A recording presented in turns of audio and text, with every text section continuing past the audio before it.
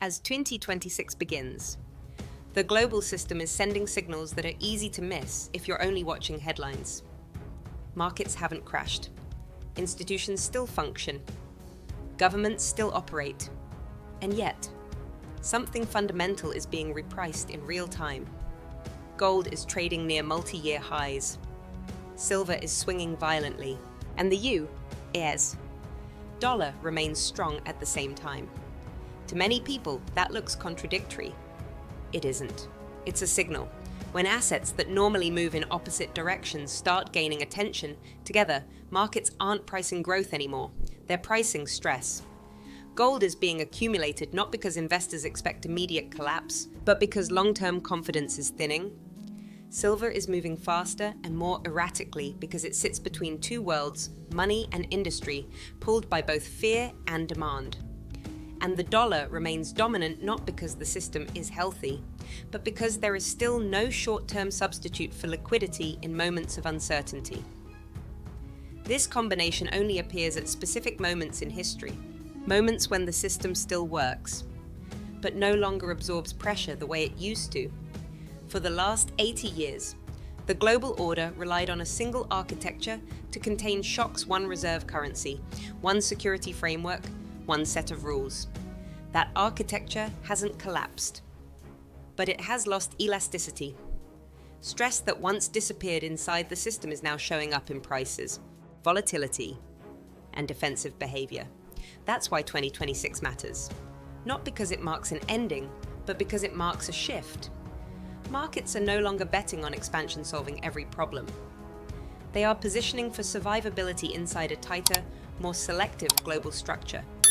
This isn't a reset. It's a restructuring. And the repricing you're seeing now is how that process begins. Every dominant empire eventually reaches a moment when the world it created begins to push back. Not because rivals suddenly become stronger, but because the system that once amplified power starts reflecting its limits back toward the center. This moment is rarely dramatic. It doesn't arrive with alarms. It arrives as resistance.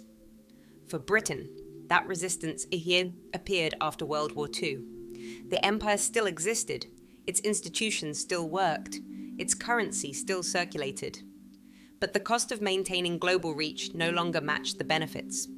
Trade routes that once generated surplus now required constant protection. Influence remained, but it stopped compounding.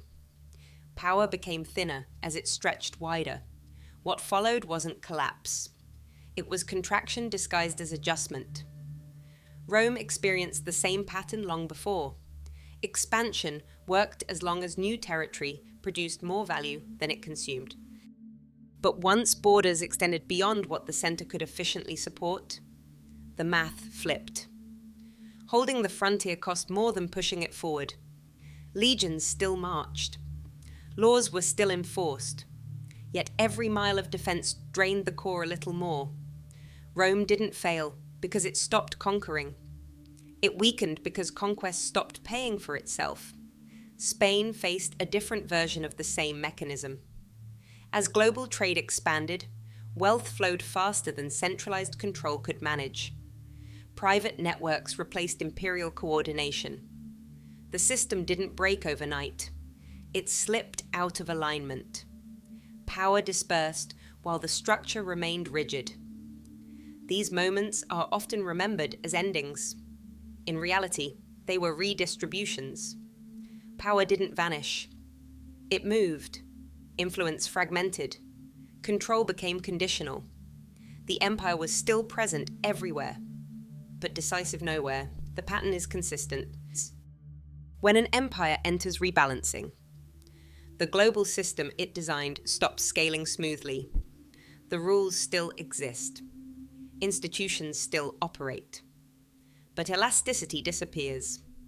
Coordination weakens. Friction rises. Problems that once stayed local begin to travel. A disruption in one region no longer gets absorbed. It echoes. The hidden mechanism behind this shift is load. Empires build global systems to reduce friction and increase efficiency. Over time, those systems accumulate responsibilities faster than they shed them. Each obligation makes sense in isolation. Each guarantee feels manageable. Together, they create a structure that must respond to everything, everywhere, all the time. Think of it like a bridge designed to carry constant traffic. For years, it performs flawlessly, but as weight increases and maintenance becomes continuous, even small stresses matter. Not enough to cause collapse, but enough to demand constant attention. The bridge still stands, but it no longer forgives mistakes. This is why rebalancing phases feel confusing while they're happening. Nothing looks broken, yet nothing feels stable. Leaders respond to symptoms rather than causes. Each fix creates pressure somewhere else. The system becomes reactive instead of adaptive.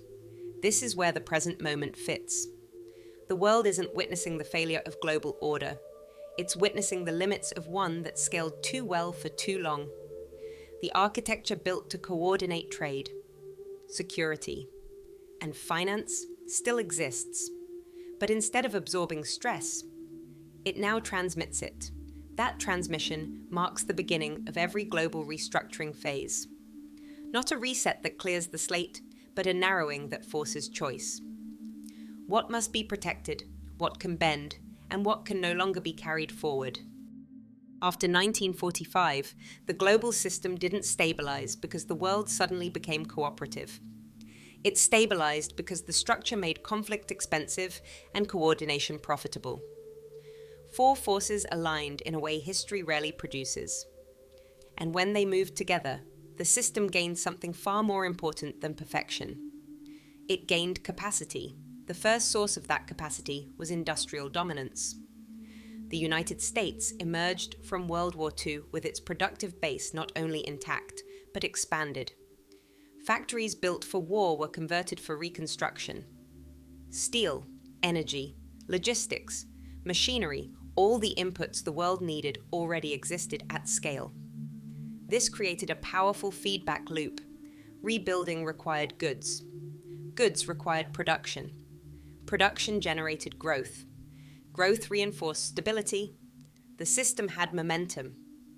And momentum hides friction. The second pillar was monetary trust. The dollar didn't become central because of ideology. It became central because alternatives were exhausted. Europe was rebuilding. Asia was recovering. The dollar worked, and the system gravitated toward what worked. Trade settled through it. Debt was priced in it. Reserves accumulated around it. Each use reinforced the next. Trust compounded not because it was perfect, but because it was reliable. Security formed the third pillar. A global trading system cannot function if every route must defend itself. The post-war order solved this by centralizing deterrence. One security framework reduced the incentive for constant conflict at the margins. This didn't eliminate war, but it contained it. Conflict was pushed outward, away from the core of the system. That containment lowered risk premiums everywhere else. Stability became cheaper. The fourth pillar was acceptance. After decades of depression and war, the world was willing to coordinate, not because it loved hierarchy, but because fragmentation felt dangerous. Predictability mattered more than autonomy.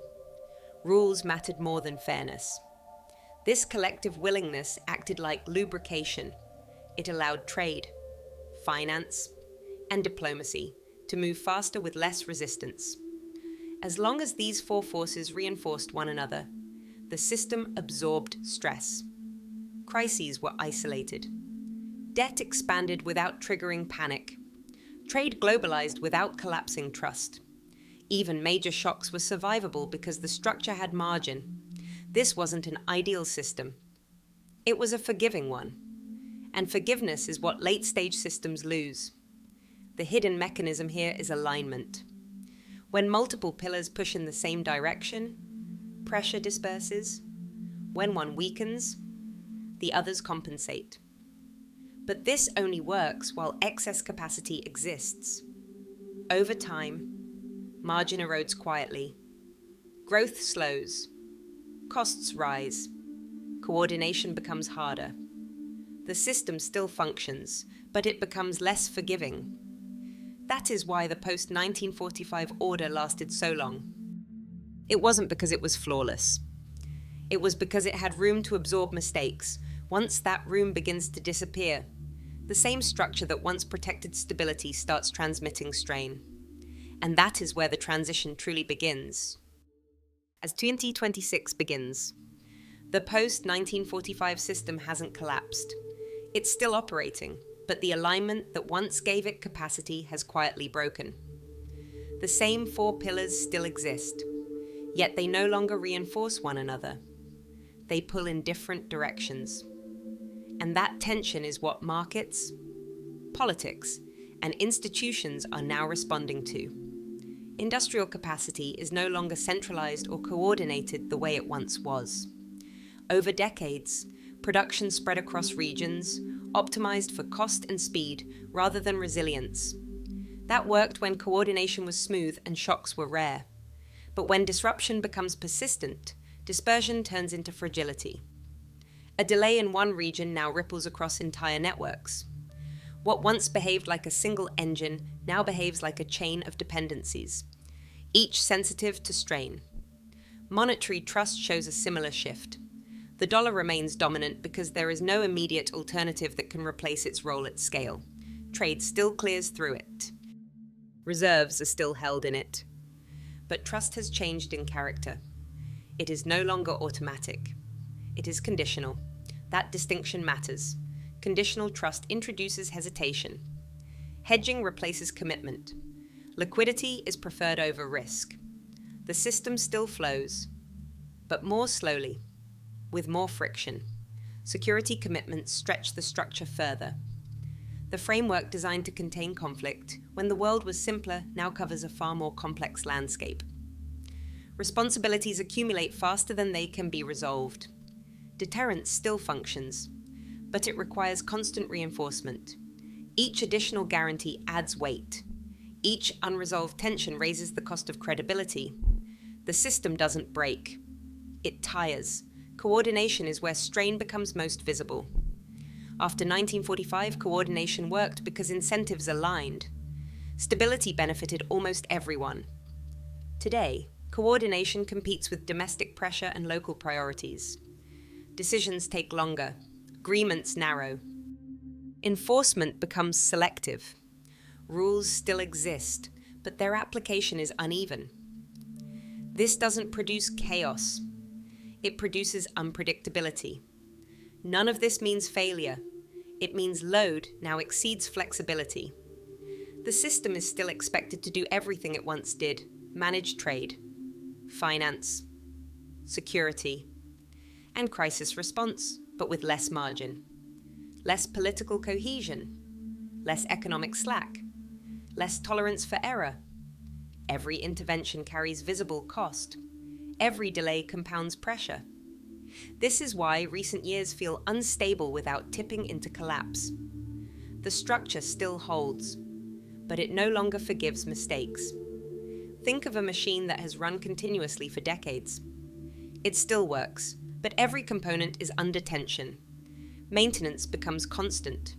Small failures demand immediate attention. There is no longer a pause. The hidden mechanism here is loss of slack. Early in a system's life, excess capacity masks inefficiency. Late in the cycle, efficiency masks fragility. The structure becomes optimized for a world that no longer exists. It can respond, but only by shifting stress elsewhere. This is why the present moment doesn't resemble past resets like 2008 or 2020. Those were shocks that the system absorbed and then moved past. This is different. The system is no longer absorbing pressure. It is redistributing it. And that redistribution marks the transition from stability to restructuring. People keep asking why 2026 matters, as if history needs a dramatic date to justify change. But years don't matter because of what happens inside them. They matter because of what can no longer be delayed. And 2026 is the point where multiple cycles that once took turns are now arriving at the same time. Late-stage empire dynamics have been building quietly for decades. Responsibilities expanded faster than adaptability. Systems designed to grow shifted into systems forced to maintain. Power still exists, but more of it is spent holding things together rather than creating something new. That alone would be manageable if the system had room. But room is exactly what is disappearing. Debt and demographics tighten the frame further. High debt doesn't remove policy tools, but it makes every tool expensive. Every response creates a visible cost somewhere else. At the same time, aging populations quietly change incentives. Fewer producers support more dependents. Growth slows, not because of failure, but because the structure itself has changed. The future stops feeling open-ended and starts feeling constrained. Technology accelerates through this environment without waiting for institutions to adapt. New capabilities change behavior faster than rules can keep up. This creates a permanent gap between what is possible and what is governable. Regulation lags. Coordination lags. Trust lags. The system responds, but always slightly late. The result isn't chaos. It's friction that never fully goes away. Geopolitical fragmentation adds another layer. The post-1945 order relied on alignment. Today, alignment is conditional. Cooperation exists, but it is transactional. Interests overlap, but they don't synchronize. Decisions take longer. Commitments narrow. Enforcement becomes selective. The system still functions, but without the smoothness that once made it feel stable. Individually, none of these forces would define an era. Together, they remove the system's favorite escape valve: postponement. In earlier periods, trade-offs could be delayed. Growth absorbed mistakes. Expansion created room. In 2008, a shock was absorbed by scale. In 2020, another shock was absorbed by coordination. Those were interruptions. The system returned to form afterward. This moment is different because the system is not being interrupted. It is being adjusted. Think of it like a structure that has been reinforced repeatedly over time. Each reinforcement works, but it adds weight. Eventually, the question stops being how to add another support and becomes whether the foundation can carry what's already there. There is no dramatic failure, just a steady narrowing of options. That is why 2026 feels heavy. Not because it marks the end of anything, but because it marks the end of deferral. Choices that once could be postponed now have to be made. Not all at once, but continuously. Which commitments remain essential? Which systems are protected? Which efficiencies are sacrificed for stability? This is not the end of the story. It is the beginning of a constrained chapter, one where the future is shaped less by ambition and more by limits. And history shows that once cycles align this way, direction hardens quickly. What feels like adjustment today becomes structure tomorrow. What makes 2026 different is not that something new suddenly appears. It's that the system runs out of ways to delay what has been building for years. For decades, global pressure could be managed sequentially, one problem at a time, one crisis after another. Growth filled the gaps. Coordination bought time. Debt postponed consequences. That rhythm is gone. Late-stage empire dynamics mean the system is already spending more energy maintaining itself than improving itself.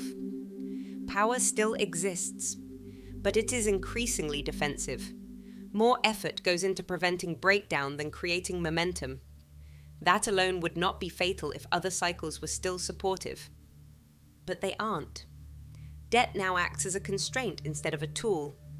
It doesn't remove options, but it makes every option heavier. Every intervention creates visible trade-offs. Every delay compounds cost.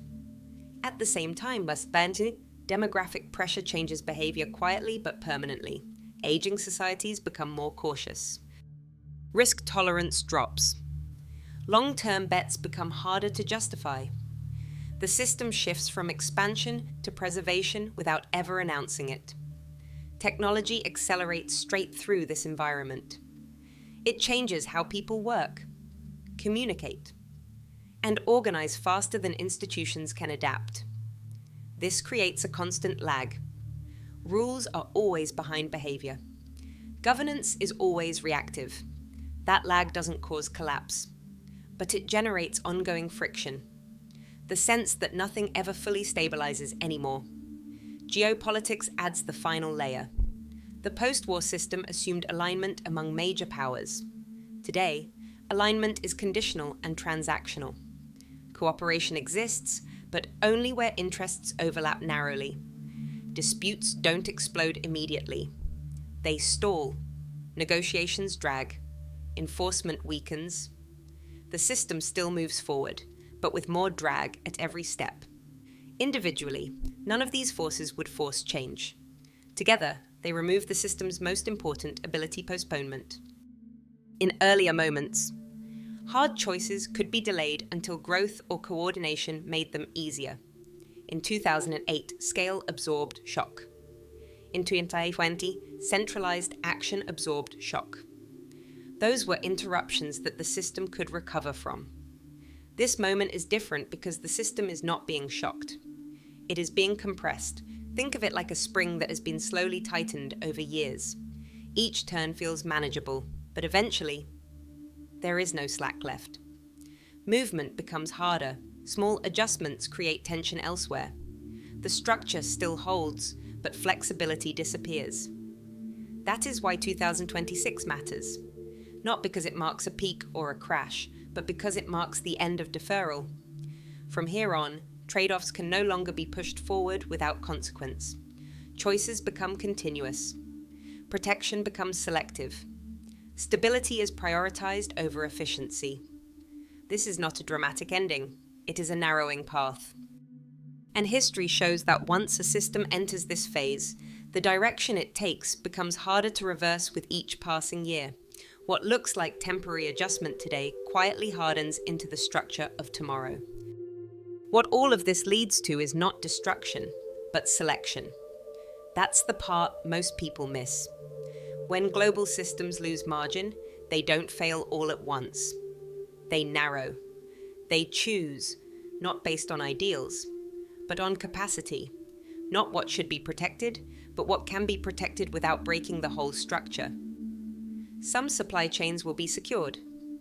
Others will be allowed to fracture. Some regions will remain strategically central. Others will slowly move to the periphery. Some rules will still be enforced strictly.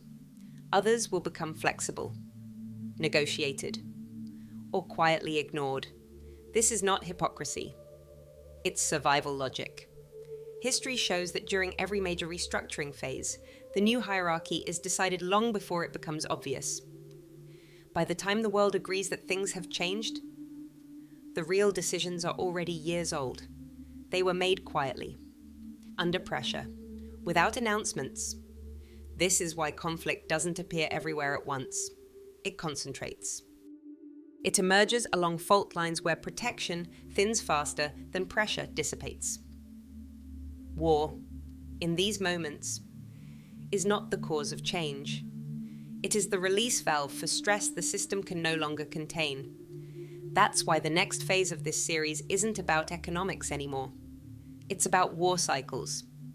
Not as headlines, not as morality plays, but as structural signals. Signals that show where coordination has failed, where deterrence lagged, and where selection has already taken place. So here is the uncomfortable truth. The world is not ending. It is being filtered. The system that once tried to hold everything together is learning what it must let go of. And once that filtering begins, it rarely reverses. The structure that emerges afterward feels inevitable, but only because the choices that shaped it were invisible at the time. Which leads to the question that really matters. If the world is narrowing rather than collapsing, and protection is becoming selective rather than universal, where do you think the pressure will surface next? And more importantly, where do you think the system is still willing to intervene? And where it isn't? And that question, not predictions, not panic, is the key to understanding what comes next. And it's exactly where we begin in the next video.